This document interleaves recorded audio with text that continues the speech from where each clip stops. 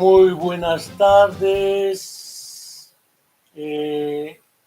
Tengan todos nuestros oidores, miradores, seguidores, masticadores, bebedores, regurgitadores de la palabra que se expresa mediante el canal de YouTube La Comuna de la Palabra. Esta ocasión nos acompaña un comensal muy asiduo a nuestro canal, igual que René Santoveña, o Javier Sicilia en su momento, o Alejandro Vera antes de Lowfar, porque a partir de Lowfar parece que está bien, es lo único que sé, más no sé. No quiero, sin embargo, previamente, ya que tanto la gobernatriz de Morelos como la presidenta de México ya electos, para que no anden diciendo que presuntos o que un terminejo que virtuales, pero son realmente los elegidos. Eso es otra historia si estamos o no de acuerdo.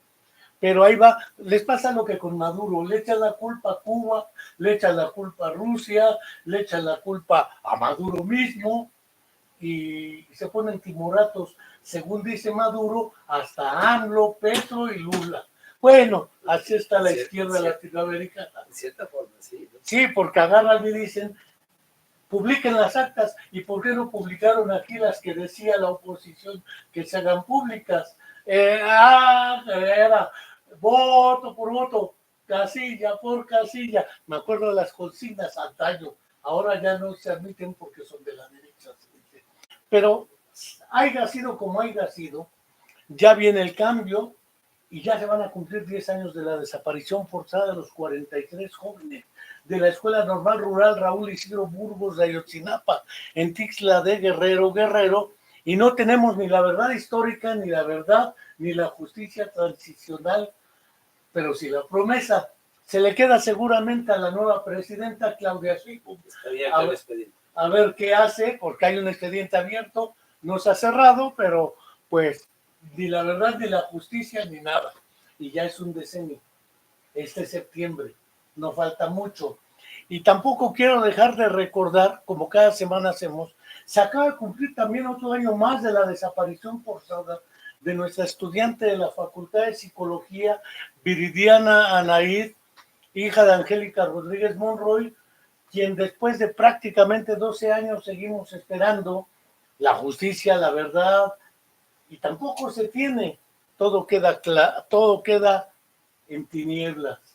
Sin embargo, no quiero dejar de enviar un fraterno saludo a Angélica Rodríguez Monroy en esta hora, en esta era y bajo estas circunstancias. Asimismo, sí quiero mantener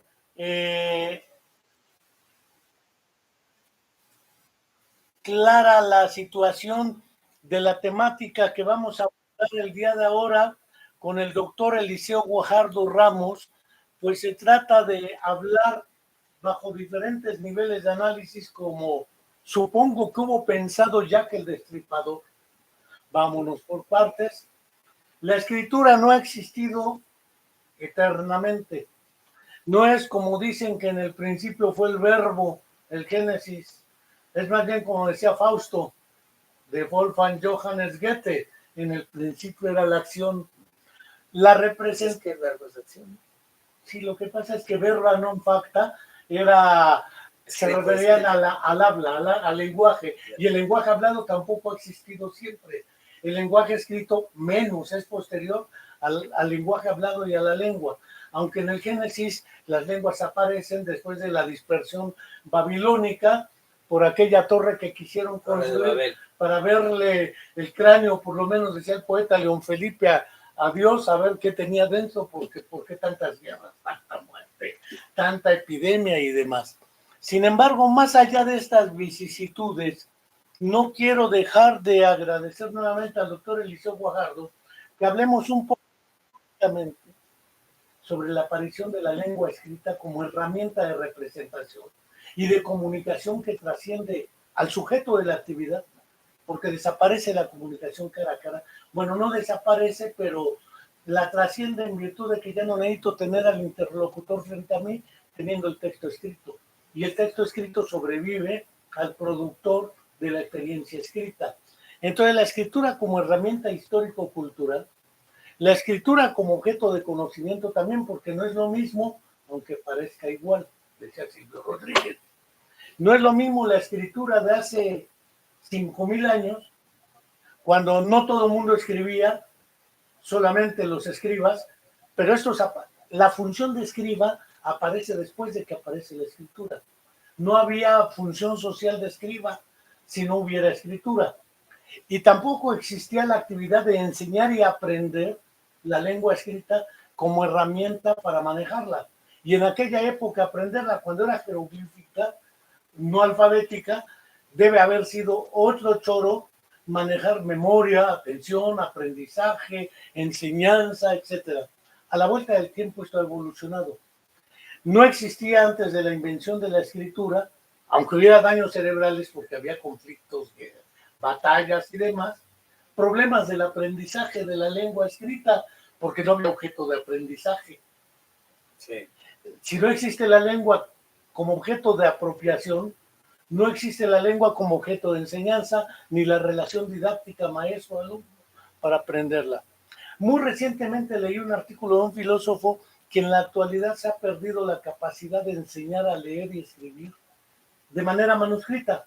Nosotros dos que ya somos vieja guardia, no guardia vieja, vieja guardia, aprendimos a escribir caligrafía, letra script, antes de la script la cursiva, y no me acuerdo que existieran niños con aprendizaje o con dislexia como problemas. No existían esos problemas con la escritura manuscrita, ya me sí, porque la script o de imprenta como la otra son escritas a mano. Incluso las de computadora son escritas a mano, pero mediadas por la tecnología. Esta situación ha llevado a muchos a despreciar ese desarrollo tecnológico y decir que la relación cognición o cognitiva, inteligencia crítica, mano y cerebro, se afecta gracias a estos usos tecnológicos. Recordábamos antes de comenzar con el Liceo Guajardo que ahora en los exámenes, hasta los de la UAM, les dicen prohibido entrar con calculadora científica. Entonces, ¿para qué creó la sociedad las calculadoras? Para no usar. Parece ser que despreciamos ese desarrollo creyendo que todo lo secreta el cerebro, como el páncreas segrega insulina, y no es así. Yo voy a cerrar mi boquita, si no, ¿para qué invitar al Liceo Guajardo y que nos empiece a exponer esta tríada de relación mano-cerebro-lenguaje, historia, contexto, despatologización de los en su momento llamados trastornos del aprendizaje, que me perdone el buen Juan Enrique Ascuaga y otros, pero o el mismo Julián de Ajuriaguerra en su trabajo en 2 tomos sobre la escritura en el niño, la escritura en espejo y otras cosas que aparecieron con la letra escrita. Tan tan, gracias Eliseo y adelante. Bueno, la letra ligada o la letra Palmer, ¿no? Siempre se enseñaba en la escuela como iniciación y hasta el 3.º o 4.º grado empezaba a utilizarse la letra impresa, la letra de imprenta. Pues. Y eso se hacía como pensando que era importante el manejo manual inicialmente de esa forma. Esta idea de que primero se tuviera ese dominio manuscrito era más por una necesidad social de que no existía, esto empieza antes de que existiera incluso la máquina de escribir en las oficinas. Entonces, ¿qué quiere decir? Que había diarios para poder asentar pues la contabilidad, los registros, y todo tenía que ser manual. Y entonces se tenía que tener una letra clara para que se pudiera entender.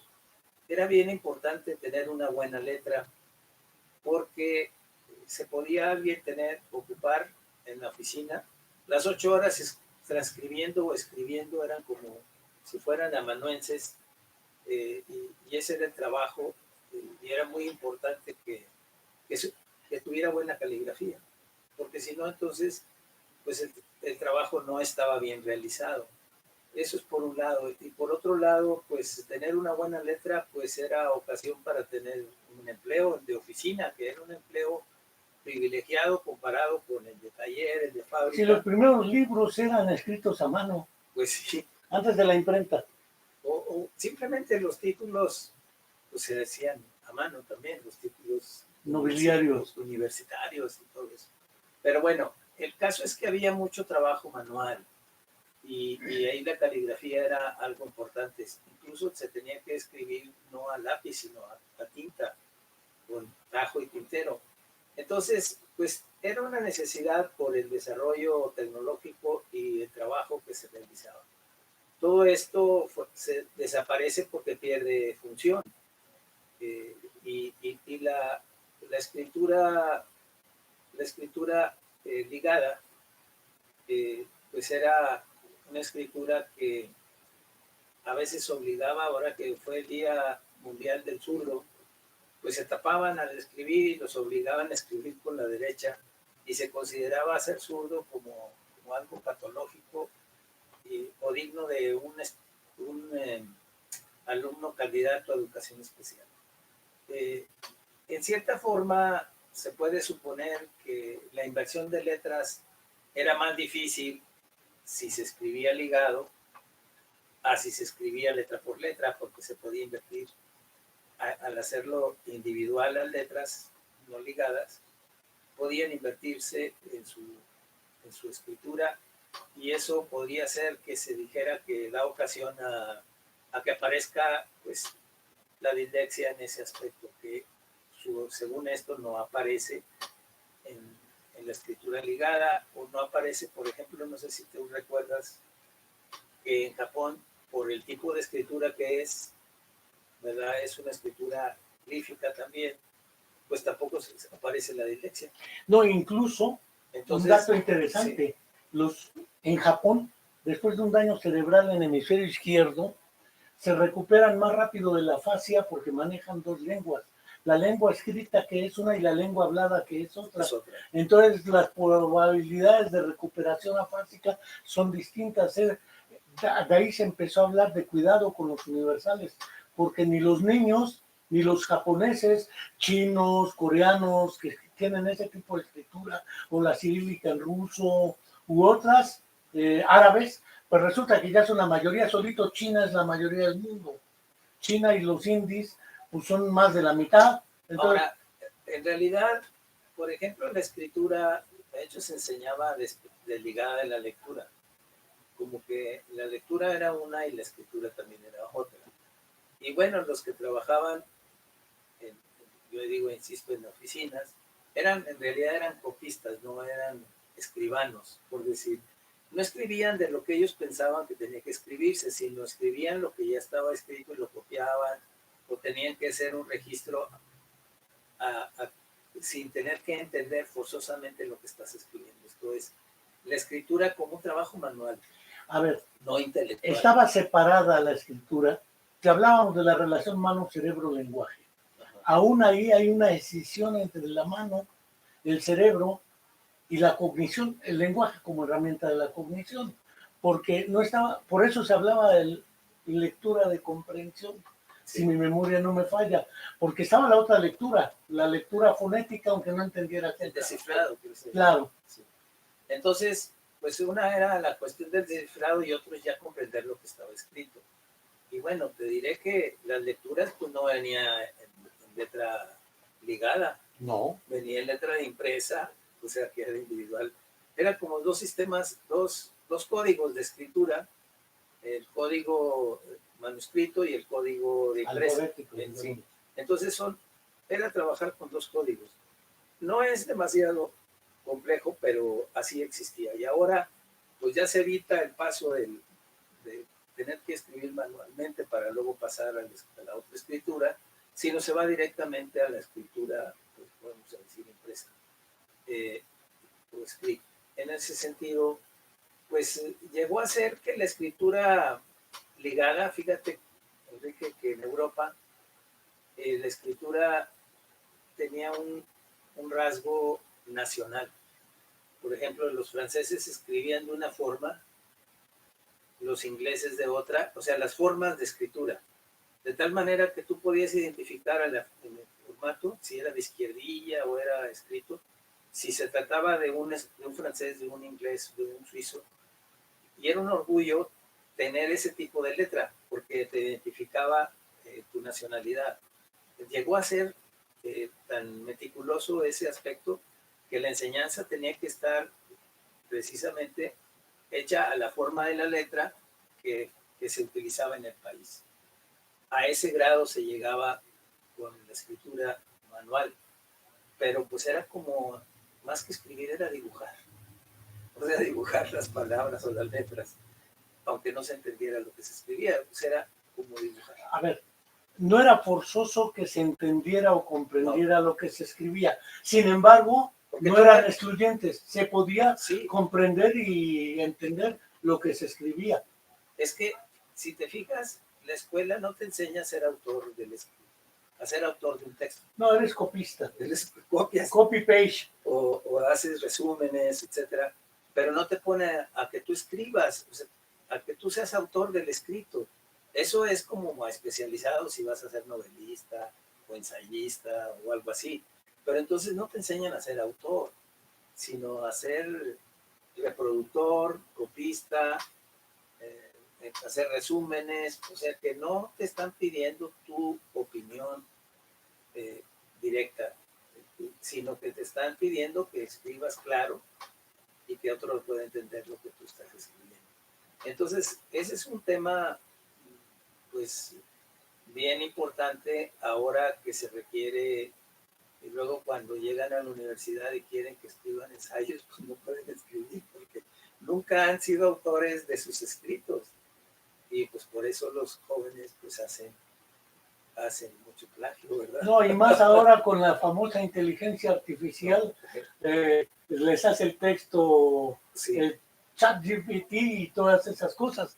Pero fuera de ello, cuando se enseñaba a leer y escribir, si nos acordamos, en efecto una tarea era la caligrafía y otra tarea era la escritura, eran dos procesos.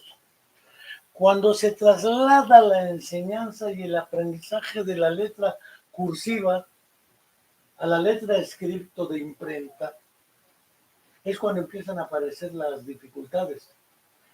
Y esto implica hablar de dos cosas. Uno, lo que Emilia Ferreiro y Ana Teberovsky plantean en su trabajo sobre la construcción, valga el término porque también hay adquisición, pero no nos vamos a meter a ese pleito. La construcción y adquisición de la competencia escritora. Sí. Y de la competencia lectora que implica etapas y procesos. No digo, enseña a leer a su niño de 5 meses con el método de estimulación tal, y el niño no aprendía a leer y escribir ni, salvo que fuera Asperger y que aprendiera por sí mismo, pero son otras excepciones clásicas.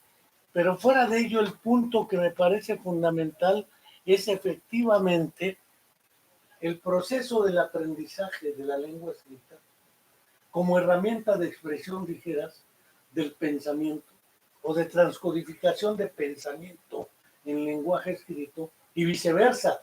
La lectura como proceso de transcodificación del texto escrito al pensamiento o los sentimientos o las emociones cuando tú lees. Pero eso implica ciertos niveles de desarrollo, porque resulta que antes de los 6 años la gente dice que no se aprende a leer y escribir. Tú estuviste trabajando en el Plan Nuevo León junto con otras gentes, entre Betty Rodríguez, Humberto de León Pérez, Rosa Laura Cantú, todos los que tú puedas referir, porque esto implicaba trascender la idea de la patologización de las dificultades que aparecen en el proceso de enseñanza-aprendizaje.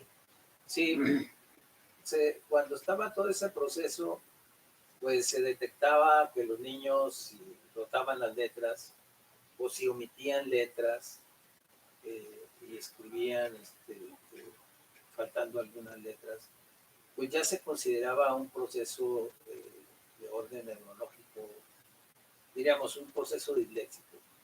y llegó a simplificar al grado de que nomás veían una rotación y ya el niño podía ser disléxico. Para empezar, pues la dislexia no es que se manifieste solo en la escritura.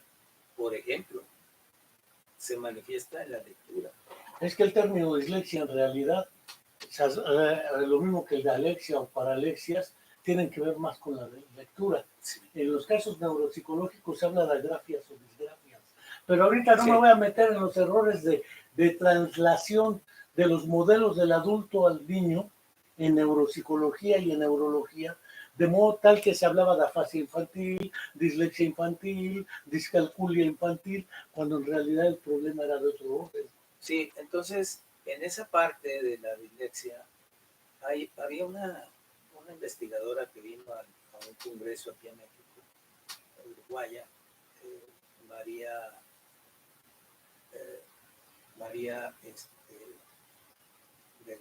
de Grompone. Ella, muy conocida en el sur de América Latina, trabajó algo que ella le decía la dislexia experimental.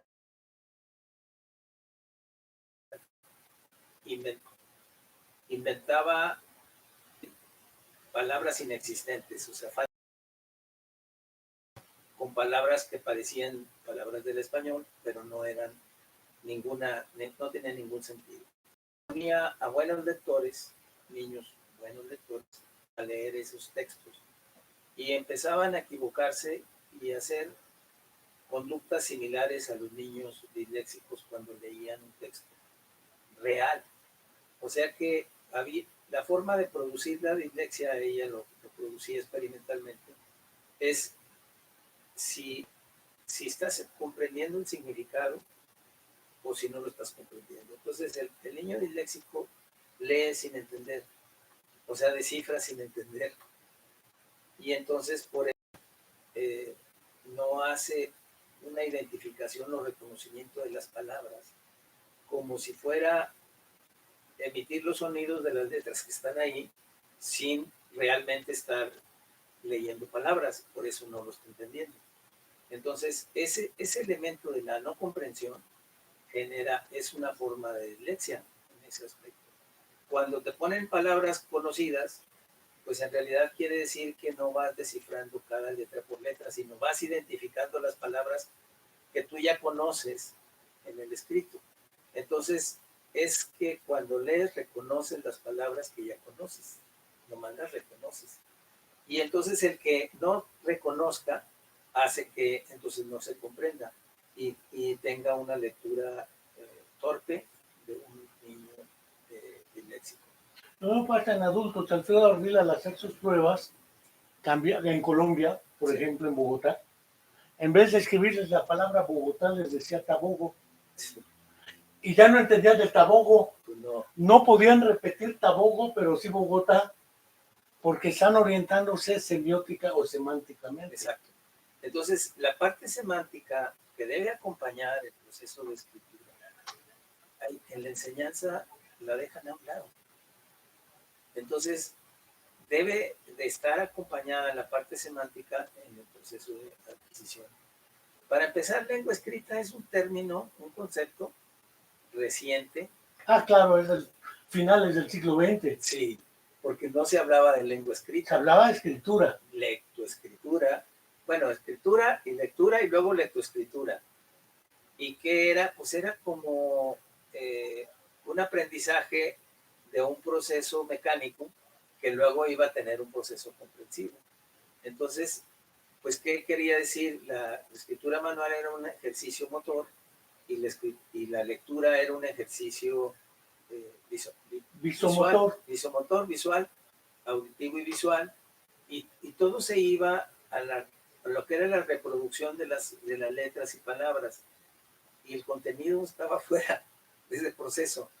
Cuando el contenido, pues en una lengua escrita, pues cuando decimos lengua, estás hablando de un lenguaje que tiene contenido, que tiene comunicación, y decir lengua escrita es que pues es un proceso lingüístico.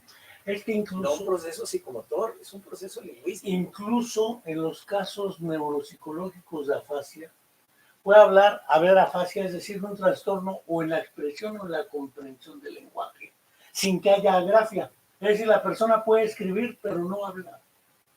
Y mira, en ambos casos el acto de habla, en sentido fonológico, sintáctico, es un acto motor, sí, que implica el aparato fonoarticulador, ¿sí? Ahora, transcodificar del pensamiento al sistema fonoarticulador para hablar me implica simultáneamente escuchar lo que yo hablo, de modo tal que me doy cuenta si lo que digo es lo que quiero decir o no. Hay un sistema de regulación del acto de habla. Algo similar ocurre con la escritura del sistema del cerebro a la mano.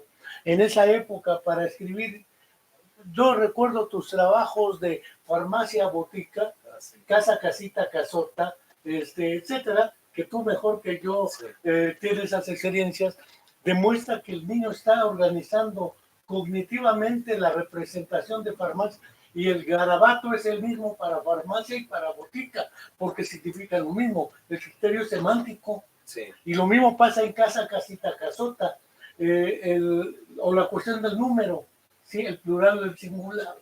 No el número en matemáticas, sino el número, el plural y el singular. Casa, casas. Sí.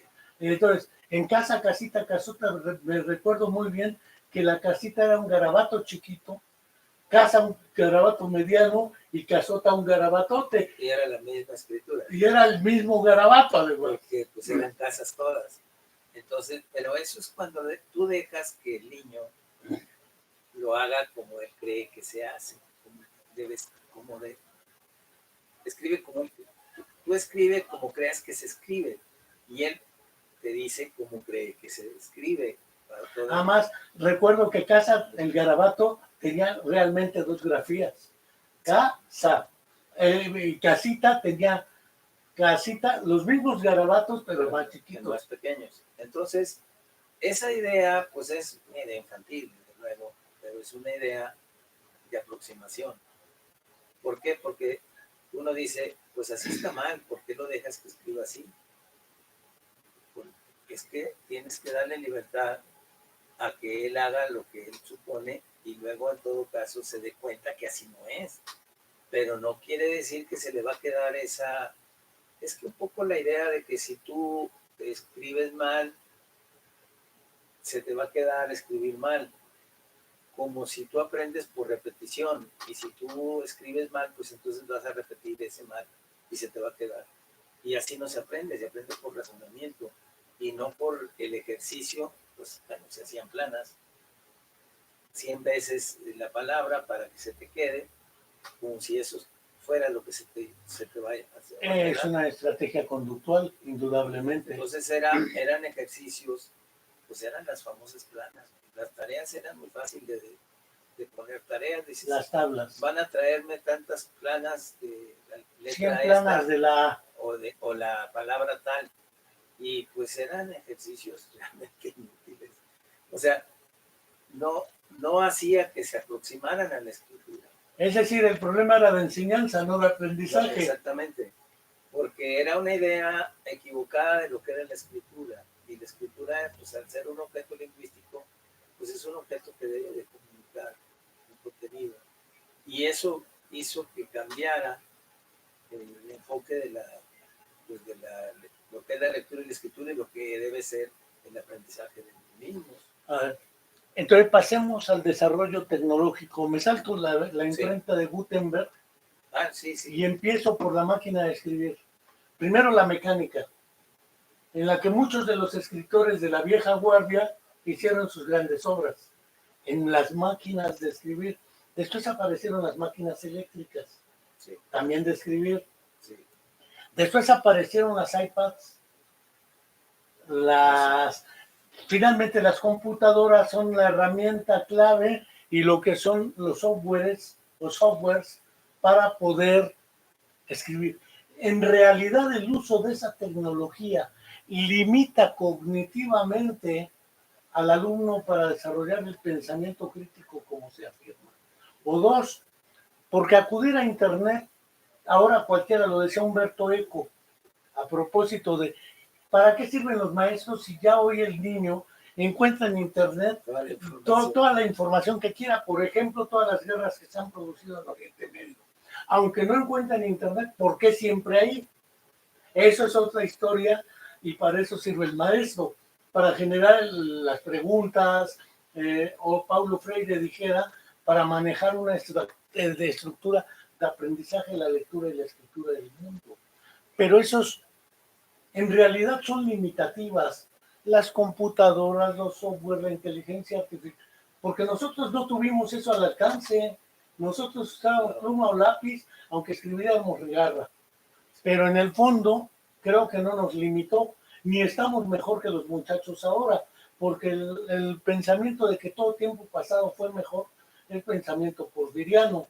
Las épocas de don Porfirio, dijeran los que adoran a ese grupo conservador, dijera el buen habló, pues dirán, fue un gran dictador, el gran dictador, creó ferrocarriles, promovió. Los demás que hicieron, nada, a echar a perder el país. Entonces, resulta que efectivamente sí limita.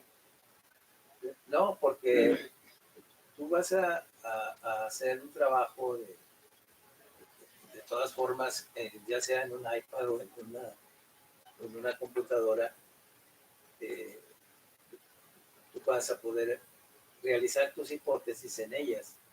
Por decir, en el sistema de Crowley había... Ovidio de Crowley. Ovidio, no como el ratón. Sí, no. En la escuela crowleyana de Crowley debía haber una máquina de escribir y los niños la exploraban y les entusiasma mucho. Y alguna vez se trabajó, creo que Beatriz Rodríguez, cuando elaboraba su tesis de maestría con Emilia, le sugirieron llevar una máquina de escribir. Y bueno, fue un muy gran entusiasmo, pero ahí se siguen representando las hipótesis. Si el niño es silábico, si es alfabético, con la máquina de escribir no tiene que pasar por la escritura a mano para luego pasar al teclado. El ciego, ¿cómo le hace con el braille? Exactamente. Entonces, esa parte no hace que los procesos, digamos, cognitivos se eliminen o se afecten, sino que simplemente hay una acomodación diferente para sus procesos de asimilación, pero las hipótesis se realizan de acuerdo a cómo va construyendo el objeto de conocimiento de lo que es la palabra escrita, el enunciado y bueno, básicamente esos dos ejes de la palabra y el enunciado. Esto es algo que también cómo identificar las palabras, si van separadas o no van separadas y cómo van separadas. Entonces, esa parte se mantiene porque cambia la herramienta, pero no cambia el proceso cognitivo. Se hace una adecuación en todo caso. ¿Y de dónde se parte? Pues quizás sea más fácil para el que empieza en el teclado que tener que pasar por el cuaderno y lápiz y luego pásate el teclado, pues tienes que, a lo mejor en ese proceso hasta batallas más que el que directamente se va al teclado. Pues nosotros batallamos más con la nueva tecnología que los chamacos. Pues claro. Los celulares son para ellos como el pan nuestro de cada día. Mira, yo recuerdo la anécdota de cuando Alexander Graham Bell quería inventar el teléfono. Y lo quería inventar para que los sordos se pudieran comunicar, porque él estaba relacionado con familias de sordos. Él era familia de sordos. Y tenía sordera hipoacústica. Sí. Entonces, resulta que nunca le atinó, porque el teléfono le sirvió a todo el mundo. Si hoy viera la función del celular, diría, no me equivoqué, carajo, el problema eran los recursos tecnológicos de época. Hoy se comunican con el WhatsApp o con lo que quieran, sin necesidad de oír. No, porque, por ejemplo, los chicos sordos pues, pueden hacer su videoconferencia, por decir, en video. En lengua de señas. En lengua de señas, entonces, pues ya no pasan por la audición, sino que están directamente comunicados en lengua de señas. Entonces, pues eso pues fue una un gran salto, ¿verdad? Para que se comunicaran, estuvieran en contacto. Esto es que casi estén empatados con los que oyen, ¿verdad? En ese aspecto. Entonces, pues sí, hay una... Y bueno, ya viene en el software la accesibilidad, cómo le tienes que hacer, porque tú escribes y luego te puedes poner la función de que te lea el texto que escribiste y tú lo puedes estar oyendo. Entonces, que sirve también para escuchar cómo se oye lo que acabas de escribir, ¿verdad? Y es otra regulación que puedes utilizar que no se venía utilizando. Entonces, pues sí, cada vez que hay un salto tecnológico, hay una acomodación de los procesos cognitivos. Además, me recuerdo cuando tú mismo me comentaste, yo aprendí a manejar automóvil hasta después de los 50 años, con una adaptación para pura mano, porque yo no manejo con las piernas. El freno y el acelerador y el freno ahora están en la mano, no en el pie. Lo tenías acá y tú no usabas los pies y fue sorprendente. Pues no lo sé, pero parece ser que la relación mano-cerebro-lenguaje persiste. Lo que pasa es que no es una relación directamente proporcional, sino puede irse ampliando en términos de, voy a utilizar un terminejo por el cual voy a pedir disculpas, sistemas de poblaciones de redes neuronales que son flexibles, dinámicos y complejos. Si un sistema se afecta, puede ir por otras vías y por otros medios al mismo destino, que es lo que hace el sordo, por otras vías y por otros medios. ¿Quién iba a pensar que las voces se ven? Solamente Oliver Sacks en su libro Veo voces, ¿sí? O los casos de Helen Keller, Finney Straubinger y otros, con el sistema LOR, no ven ni oyen, porque son ciegos sordos de nacimiento, el lenguaje, sino que lo sienten en las manos, al tacto. Entonces, ¿quién iba a decir que táctilmente se iba a representar el lenguaje o visualmente el habla? Parece ser que nuestros límites nos llevan a suponer que lo que no está dentro de nuestros límites es anormal, y siguiendo a Carl Gilgen, lo normal y lo patológico, parece ser que lo que no es normal lo patologizamos, y eso pasó con las dificultades. Y utilizo el término porque Juan Enrique Escoda utilizaba un término que me parece también interesante: retardo en el desarrollo. Porque la noción de retardo es con respecto a un referente que parece ser una campana de Gauss, una media o un promedio de tiempo y edades en las cuales un niño puede o no aprender o adquirir o construir o socioconstruir ciertas competencias. Y unos van más atrás que otros, pero en ciertas áreas, porque unos van más adelante que otros en otras áreas. Es la diversidad. Sí, lo que sucede es que la aparición de la escuela pública obligatoria y gratuita, pues obliga a un currículum donde todos aprendan lo mismo al mismo tiempo. Hay de aquel que no. Sí, y ahí está el retraso. Por eso se hace en Francia. Pero entonces, cuando dices, si cada quien aprende a su ritmo, pues no hay ningún problema. Pero no te dejan que aprendas a tu ritmo, tienes que ser con disposición del ritmo. Entonces, si queda libre ese proceso, entonces las dificultades desaparecen en ese sentido. Es una dificultad impuesta. Te imponen un ritmo que es impuesto, pues lógico, pues sales de la norma y entonces tienes un problema. Pero en realidad el problema te lo impusieron. O sea, no es que lo tengas, te impusieron el problema. Si te dejan libremente trabajar, pues no se presenta. No. Pero entonces es un problema curricular. Me voy a poner un problema del niño. Me voy a poner muy a como algunos maestros de la Universidad Autónoma del Estado de Morelos, directores de alguna escuela, se creen que el problema está en el alumno, porque tuvo un daño al nacer, por ejemplo, una hipoxia neonatal, sufrimiento fetal agudo, prematurez y todo junto. Es pretérmino, bajo peso, sufrimiento fetal, y eso le provocó una lesión cerebral en determinada área o difusa, dijeran algunos, y en consecuencia está ahí el problema. Sí. Esa es la causa de que presente dificultades para aprender, pues la correlación positiva entre el daño y la dificultad de aprendizaje no significa causalidad. Correlación no es causalidad. Pueden suceder los dos eventos, lo cual no quiere decir que el primer evento sea la causa del segundo evento, pero no es solo pedagógico o curriculero, llamémoslo así. Es también un problema extracurricular, porque efectivamente yo, papá del niño que acaba de nacer con ciertas deficiencias de carácter neurológico, porque todavía no ha construido el lenguaje, el niño no nace hablando, no nace caminando, no nace leyendo, escribiendo y pensando todas las barbaridades que pensamos adultos. Va a tener las dificultades por la lesión. Muchos de los médicos le dan ese pronóstico a los padres. Sí. Su niño no va a aprender, no va a hablar, no va a caminar. Y los papás se la creen. Y entonces entre los papás y los maestros le imponen un rol o le asignan un rol al niño y hay que llevarlo con el especialista. Pero implica otra vez la imposición desde el conjunto de creencias que sí influyen y determinan ese proceso de desarrollo y de aprendizaje.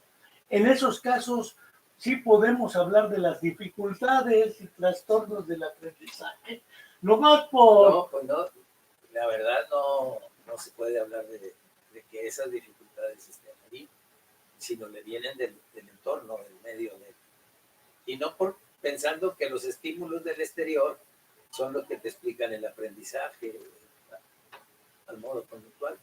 Por ejemplo, dentro de las definiciones de la deficiencia mental, que ya ni se utiliza. En la Asociación Americana del Retardo Mental. El niño no aprende a leer y escribir. Esa es parte de su característica. Y luego tú ves que sí aprenden. Entonces, ¿cómo está? Eso no es. Bueno, es que aprende a los 12, 13 años, no a los 6.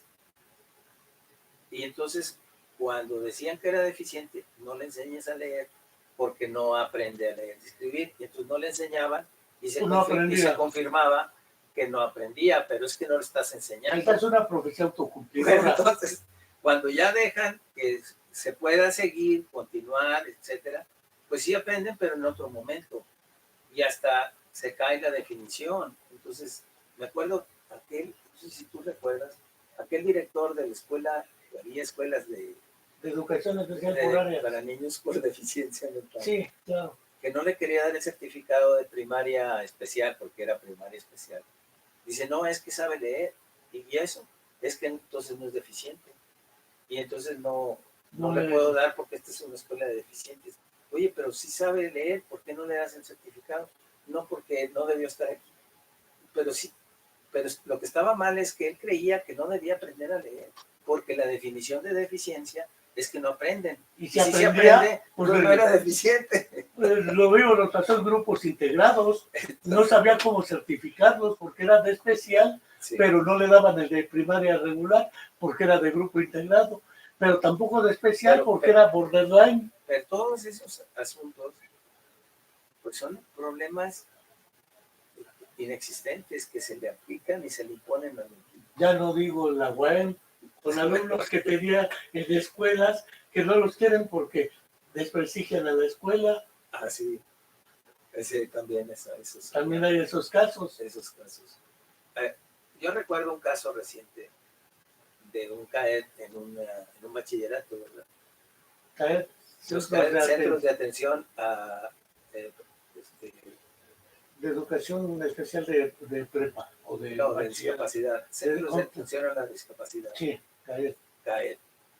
En realidad no son parte de la escuela, son como el grupo integrado. Son un apéndice. Que no está dentro del edificio, pero no en la escuela. Parte.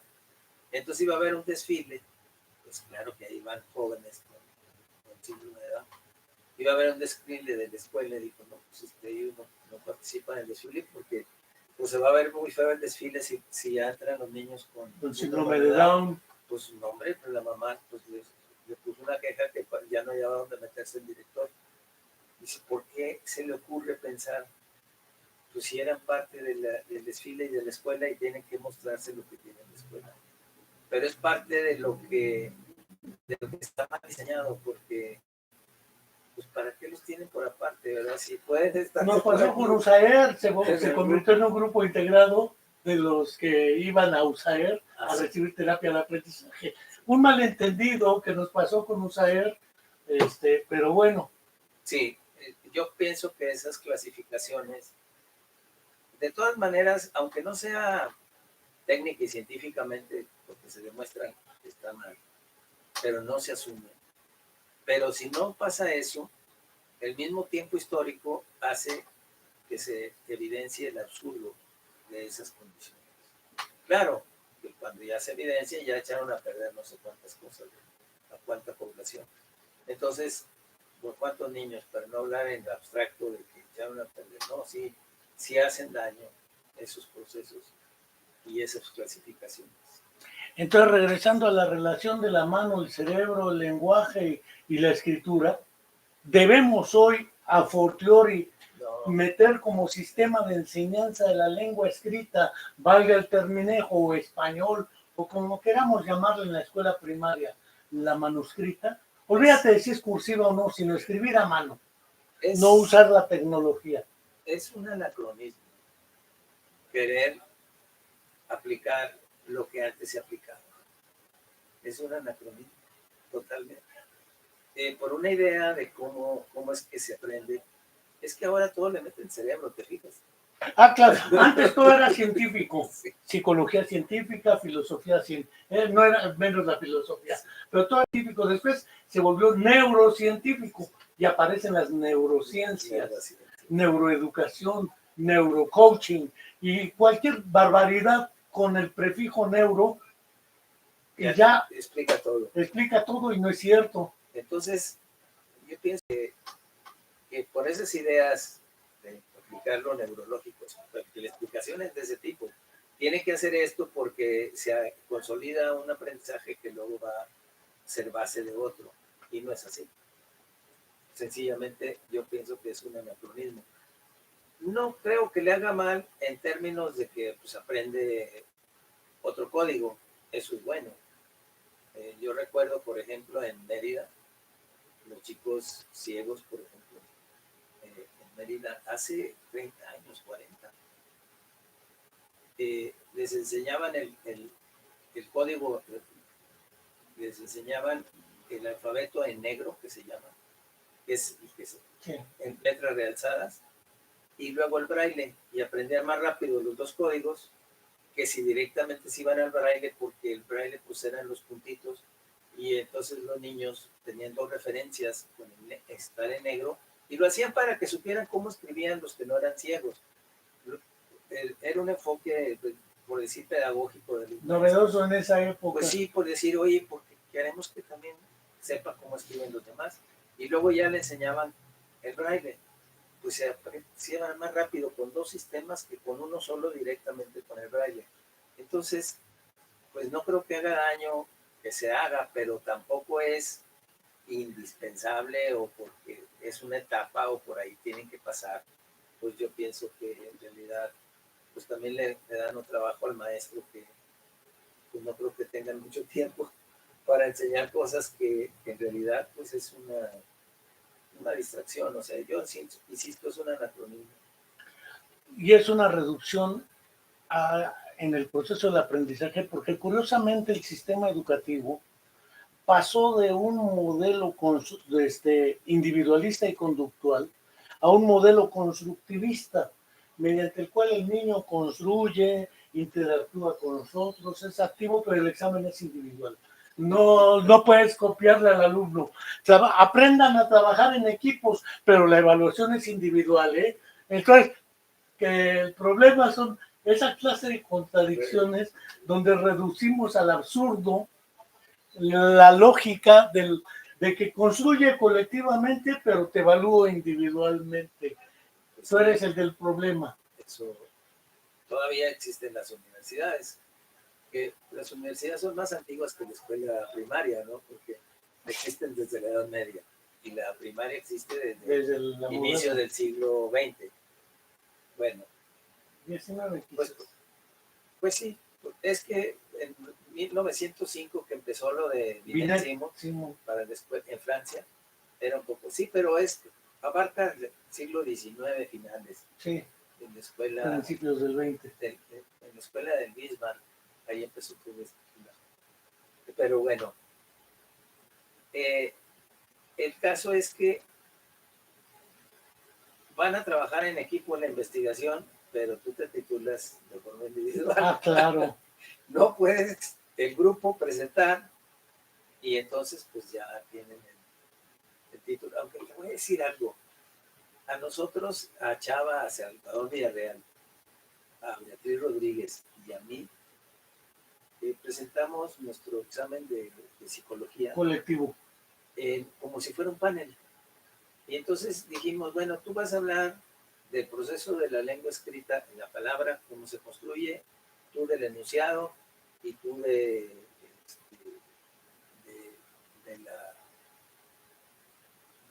criterio de cantidad en la palabra.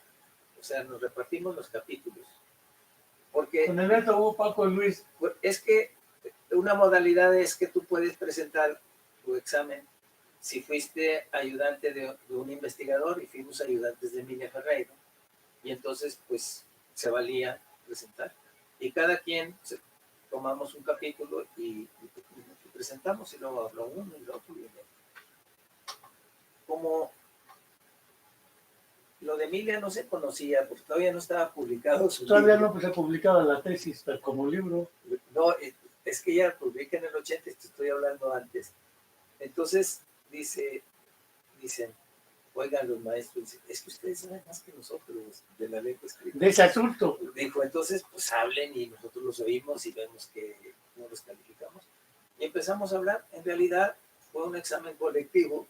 Claro, nos pusieron calificación a cada quien y el título cada quien, no un título para todos. Pero pudo ser un título para los tres. Bueno, lo que pasa es que la cédula profesional es individual. Está bien. Entonces, ahí el problema era de otro orden administrativo. Si así se... Es que lo administrativo se impone a lo didáctico. Claro. Y ese es siempre un problema en la educación. Que tienen que lidiarse con lo administrativo. Y bueno, pues yo creo que eso ha acompañado el proceso de educación. Y eso a veces no se ve con lo que tienen que lidiar los maestros, con toda esa administración. No es que sea mucha carga, dicen, es mucha carga. No, nomás es carga. Es el tipo de exigencia que te das el administrativo. Te pueden reducir la carga, pero sigue siendo una monserga que te imponen desde lo administrativo al proceso de enseñanza-aprendizaje.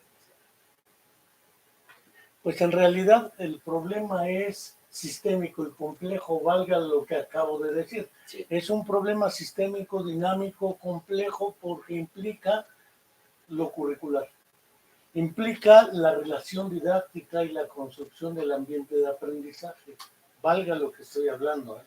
Implica reconocer las competencias individuales de cada alumno y los procesos individuales, pero también la dinámica que enfrentan familiarmente, porque hay familias que sí leen y hay familias que no leen. Bueno, sí, eso. Entonces eso influye en los intereses de los niños, el conjunto de condiciones sociales, pero en la lógica uniformizante todos somos con el nivel base. Hablábamos de lo que se llamaba las necesidades básicas de aprendizaje, cuando aquella vieja discusión sobre el 41 de la ley, sí. Y para aquellos que no puedan lograrlo, satisfarán sus necesidades básicas de aprendizaje. Bien que me acuerdo de esas discusiones que teníamos, y también nos estábamos orinando fuera del vacío. Pues sí, lo que queríamos decir con esa expresión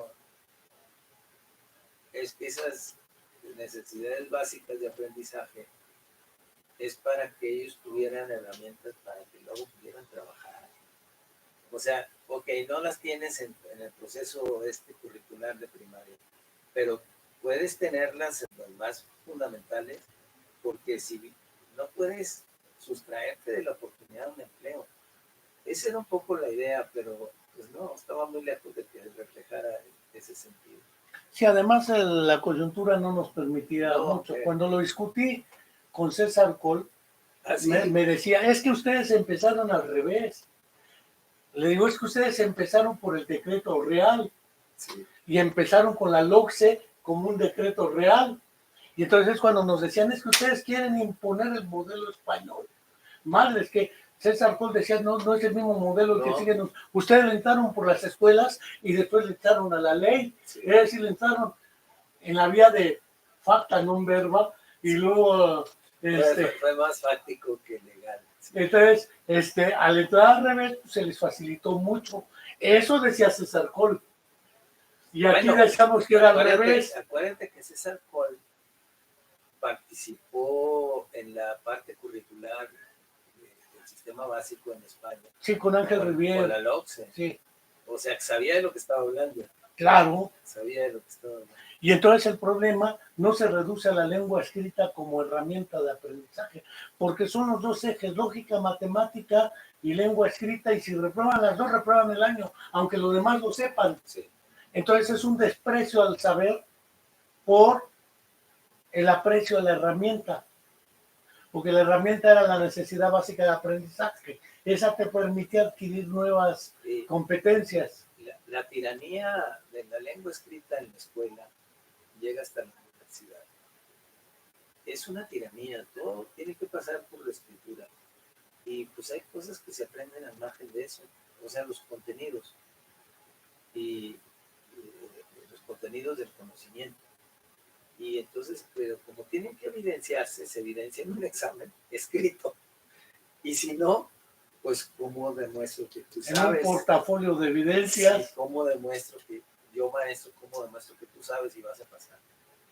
Y ahí está un atorón, pero bueno. Y yo estoy de acuerdo en que le pongan mucha atención al proceso de escritura hasta la educación superior, pero los que tienen la materia de lingüística o de español, pero los que tienen otros contenidos como biología, historia, pues no es forzosamente pasa por ahí todo ese conocimiento, ¿sí?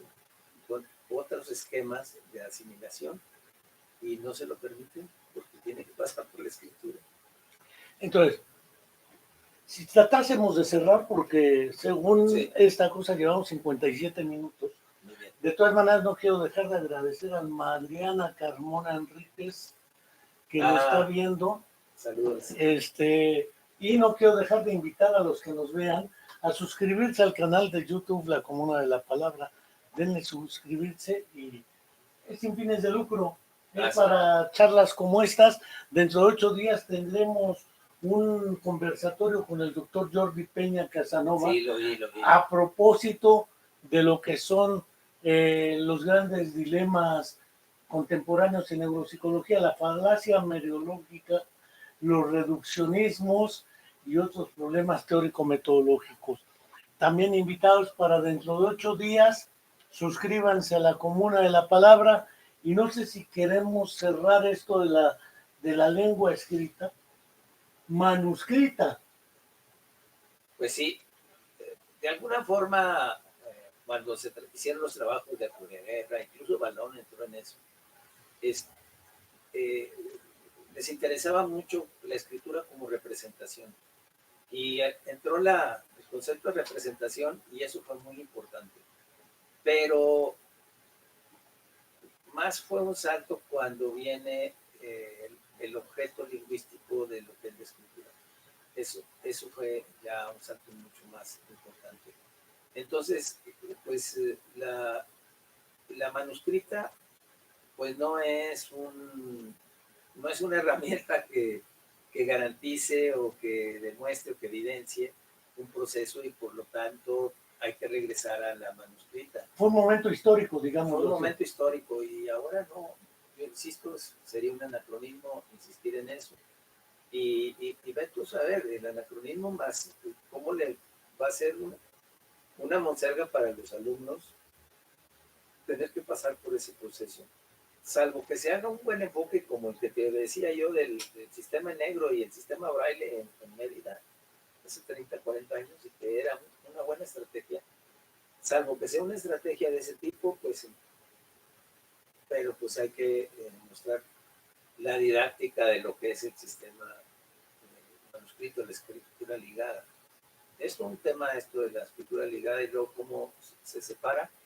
Y hay otro tema, la mayúscula y la minúscula. Y luego está el tema de que se escribían antes las enunciados Corridos, sí. Y sepáralo por palabras, fue otro tema de que quedan los espacios en blanco en un enunciado. Es también un tema histórico. Es muy interesante ese proceso de la lengua escrita desde ese punto de vista. Los acentos, las H's mudas y la relación. Es que hay tantas cosas gráficas que no son orales, porque pues, una mayúscula, ¿cómo la pronuncias? Igual que una minúscula, pero si tú la lees, sí tiene otro sentido. Entonces te está dando información que no es fonética, pero sí es lingüística, porque tiene un proceso de semántico.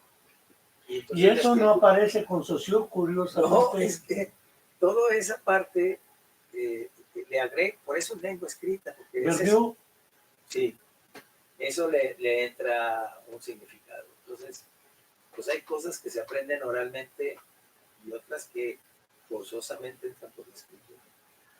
Pues les agradecemos a todos nuestros seguidores, oidores y demás habernos...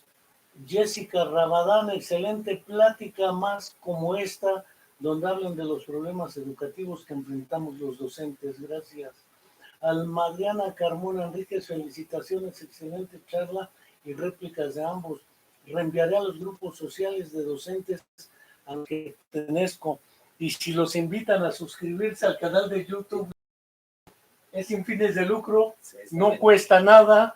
Y ya tenemos un repositorio de más de 400 programas de esta índole, de educación, neuropsicología, psicología, medicina, psiquiatría, arte, música, poesía, de todo.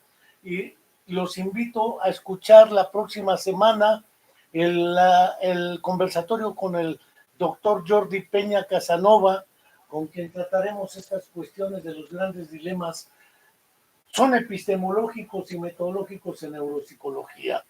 Hasta la próxima y muchas gracias.